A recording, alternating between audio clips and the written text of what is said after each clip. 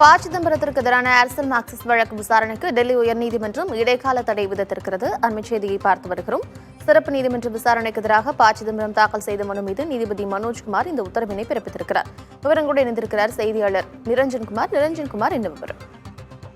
கார்த்திகா, இந்த Aircel Maxis வழக்கு சமீப காலமா ஊடகங்கள்ல நம்ம பெரிய அளவுல கேட்காம இருந்திருப்போம். ஏன்னா கிட்டத்தட்ட வழக்கு எந்த விதமான நகர்வும் இல்லாமல் இருந்ததை பார்க்க முடியுது. அதனால சிறிது நினைவூட்ட வேண்டியது இருக்கு.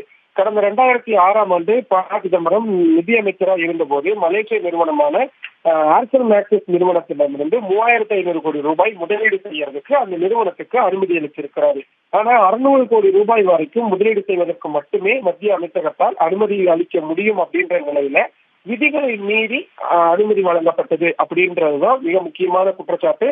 இதுல இந்த விதிமீறல் செய்யறதுக்காக சிதம்பரத்துடைய மகன் கார்த்திக் சிதம்பரம் அவருடைய ஷெல் கம்பெனிகள்ல பணம் பெற்றார் அப்படின்றது எல்லாமே குற்றச்சாட்டுகளா இருந்துட்டு வந்த சூழல்ல இவருக்கு எதிராக சிபிஐயும் குற்றம் சாட்டியது, வழக்கும் தாக்கல் செய்யப்பட்டது. இன்னொரு பக்கம் அமலாக்கத்துறையும் வழக்கு பதிவு செய்து அவங்களும் விசாரணை நடத்திட்டு வந்தாங்க.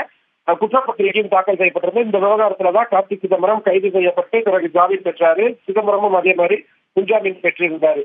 குற்றப்பத்திரிகை மீதான விசாரணை சிபிஐ மற்றும் அமலாக்கத்துறை தாக்கல் செய்த அந்த விஷயத்தின் மீது சிபிஐ சிறப்பு நீதிமன்றத்துல விசாரணை நடைபெற்று வந்த நிலையில இதற்கு தடை விதிக்கணும் அப்படின்னு சிதம்பரம் சார்பா டெல்லி உயர்நீதிமன்றத்துல மேல்முறையீடு செய்யப்பட்டிருந்தது. இந்த மேல்முறையீட்டு மனு மீதான விசாரணை ரொம்ப நாட்களாகவே பெரிய அளவுல விசாரணை நடைபெறாமல் இருந்த நிலையில இன்னைக்கு மனோஜ்குமார் சிங்கிள் ஜட்ஜ் பெஞ்ச் அவர் முன்னாடி விசாரணையானது நடைபெற்றது. அப்போ என்ன இருக்குது, விசாரணை எந்த வகையில இருக்குது போன்ற விஷயங்கள் எல்லாம் சிதம்பரம் சார்பிலும் அமலாக்கத்துறை சார்பிலும் விரிவா முன்வைக்கப்பட்ட நிலையில அடுத்த விசாரணை நடைபெறும் வரை, அதாவது டெல்லி உயர்நீதிமன்றத்தில் இந்த வழக்கு அடுத்த விசாரணை நடைபெறும் வரை சிதம்பரம் தொடர்பான இந்த வழக்கின் விசாரணைக்கு இடைக்கால தடை விதிப்பதாக அறிவிக்கப்பட்டிருக்கிறது. அடுத்த விசாரணை எப்போன்ற எக்ஸாக்ட் டேட் சொல்லல.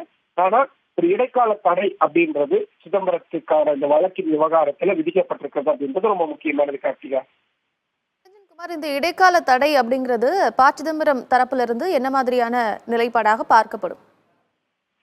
சிதம்பரம் மற்றும் கார்த்திக் சிதம்பரம் இரு தரப்பினருமே அவர்கள் நீதிமன்றத்தில் சொல்வதும் சரி, வெளியே ஊடகங்களிடம் சொல்லுவதும் சரி, இதில் விதிமுறை மீறல் என்பது எதுவும் கிடையாது.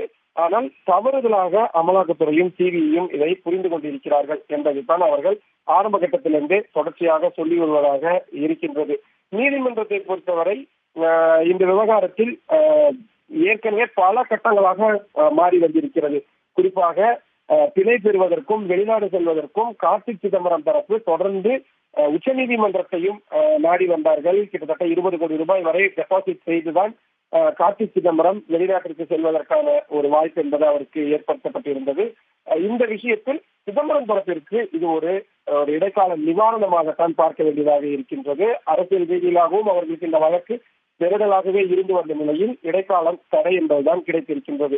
ஆனால் வழக்கை விரைவுபடுத்துவதற்கு இந்த இடைக்கால தடை என்பது ஒரு முட்டுக்கட்டையாக இருக்கும். அதனை அமலாக்கத்துறையும் சிபிஐயும் நிச்சயமாக எதிர்த்து மேல்முறையோடோ அல்லது உயர்நீதிமன்றத்திலேயே கூட அவர்கள் மேல்முறையீடு செய்வதற்கான வாய்ப்பு இருக்கிறது என்பதை தான் நாம் பார்க்க வேண்டியிருக்கிறது. ஏர்செல் மாக்சிஸ் சட்டவிரோத பண பரிமாற்ற வழக்கில் முன்னாள் நிதியமைச்சர் ப. சிதம்பரத்திற்கு எதிரான வழக்கின் விசாரணைக்கு டெல்லி உயர்நீதிமன்றம் இடைக்கால தடை விதித்திருக்கிறது. விவரங்களை வழங்கியமைக்கு நன்றி.